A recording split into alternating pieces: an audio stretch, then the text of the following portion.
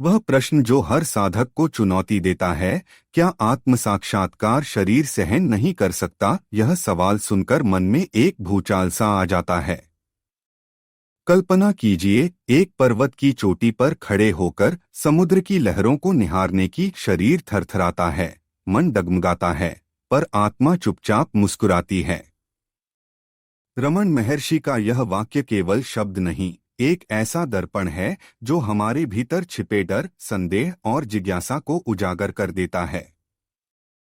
क्या हमारा शरीर वास्तव में आत्मा के उस अग्निस्नान को सहन नहीं कर पाता? या फिर यह शरीर ही वह पुल है जो हमें अनंत तक ले जाता है? आज हम इसी गूढ़ रहस्य को खोलेंगे, कथातंतुओं को बुनेंगे और रमन महर्षि की वाणी के माध्यम से उस अदृश्य यात्रा पर चलेंगे जहां शरीर और आत्मा का संवाद ही जीवन का सार बन जाता है। आत्म साक्षात्कार वह अग्नि जो भस्म नहीं, शुद्ध करती है। आत्म साक्षात्कार को समझने के लिए पहले यह जानना जरूरी है कि यह कोई घटना नहीं, बल्कि अनुभूति है। रमन महर्षि कहते थे, जैसे आकाश में बादल छाए हों तो सूर्य दिखाई नहीं देता, पर सूर्य है तो सदैव। आत्मा भी वैसे ही है, शरीर और मन के बादलों के पीछे छिपी हुई। पर जब ये बादल छंटने लगते हैं तो शरीर पर क्या प्रभाव पड़ता है? एक साधक की कहानी सुनिए। वह ध्यान में इतना डूबा कि उसके हाथ पैर सुन्न हो गए।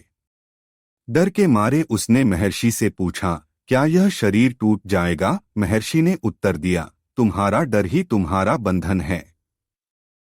शरीर तो वह मिट्टी का दिया है जो प्रकाश को थामे हुए है। दिया टूटेगा नहीं, बस उसकी सीमा का एहसास कराएगा।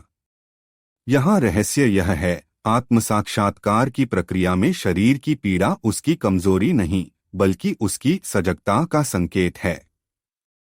जैसे लोहार लोहे को गर्म करके उसे आकार देता है, वैसे ही आत्मा की ऊर्जा शरीर को तपाकर उसे नया रूप देती है। शरीर बंधन या मुक्ति का साधन? हमारा शरीर यह नाड़ियों का जाल, हड्डियों का ढांचा, मांसपेशियों का संगठन, क्या यह वास्तव में आत्मा के मार्ग में खड़ी दीवार है? रमन महर्षि इस पर एक क्रांतिकारी दृष्टिकोण रखते थे। उनका मानना था, शरीर को दोष मत दो, वह तो नाव है जो तुम्हें नदी पार कराएगी। नाव से डरोगे तो किनारे तक कैसे पहुंचोगे? एक उदाहरण, एक युवा साधिका जो लंबे समय से अस्थमा से पीड़ित थी। उसने सोचा, मेरा शरीर तो ध्यान के लायक ही नहीं। पर एक दिन उसने महर्षि की वाणी सुनी, सांसों के बीच के खालीपन में ही आत्मा का निवास है। उसने प्राणायाम छोड़कर सिर्फ सांस के अंतराल पर ध्यान देना शुरू किया। कुछ ही हफ्तों में उसकी सांस की घरघराहट गायब हो गई। शरीर ने नहीं, आत्मा ने उसे ठीक किया। वह संघर्ष, जब शरीर रुकने को कहता है। ध्यान की गहराई में जाते समय कई साधकों को शारीरिक पीड़ा, सिरदर्द, पीठ में जकड़न या हाथ पैरों में झंझनाहट का सामना करना पड़ता है। यह शरीर का विद्रोह है या उसकी भाषा? रमन महर्षि इसके पीछे का रहस्य बताते हैं। शरीर की पीड़ा उसकी प्रार्थना है। वह कहता है, मुझे भी अपने सच्चे स्वरूप का एहसास कराओ।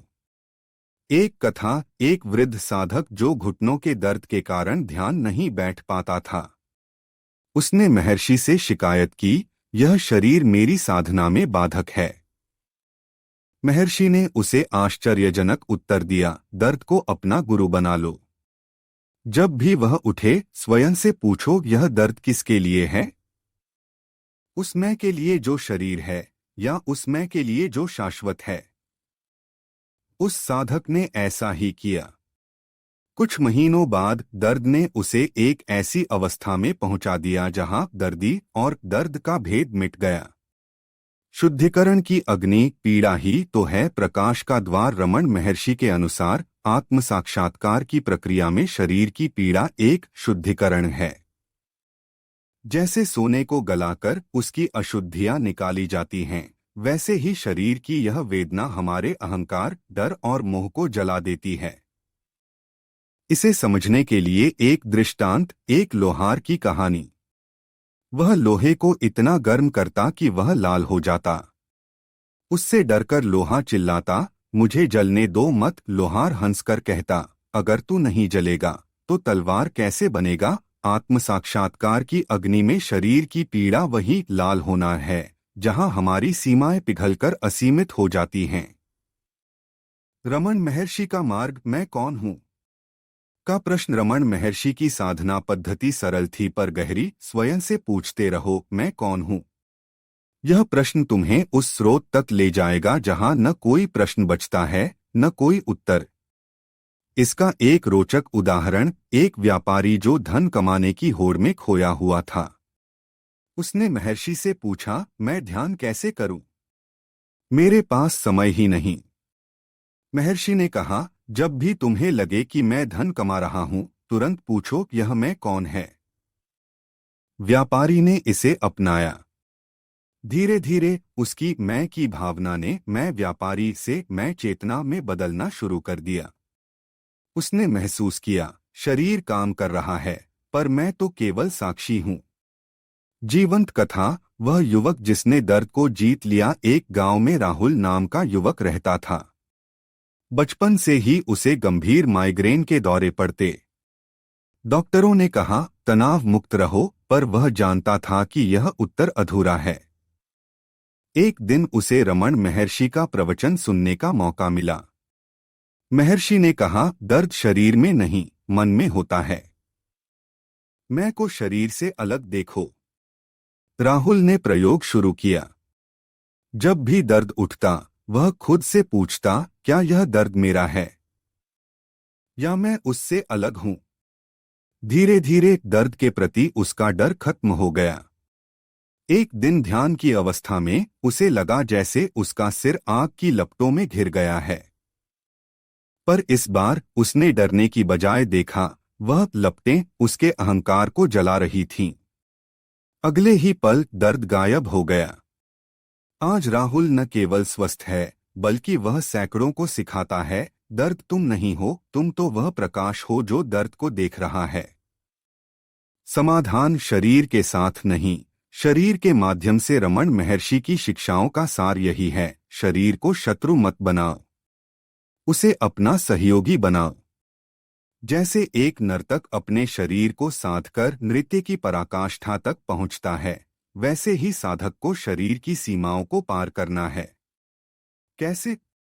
एक, सजगता हर श्वास, हर धड़कन को मैं हूं के साथ जोड़ो। 2, प्रश्न मैं कौन हूं का प्रश्न शरीर की पीड़ा को चेतना की ऊर्जा में बदल देगा। 3, समर्पण, शरीर को उसकी सीमा में स्वीकार करो, वह तुम्हारा अंतिम सत्य नहीं है।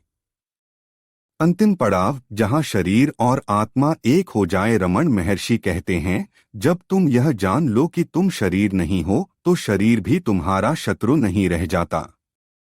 यह वह अवस्था है जहां साधक को लगता है, मैं न तो शरीर हूं न मन, मैं तो वह हूं जो इन सबको देख रहा है। एक अनुभव, एक साधक ने बताया कि गहन ध्यान के दौरान उसका शरीर इतना हल्का हो गया मानो हवा बन गया हो।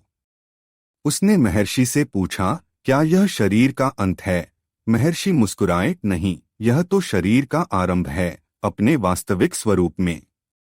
सारांश, तुम्हारी यात्रा आज से ही प्रारंभ करो।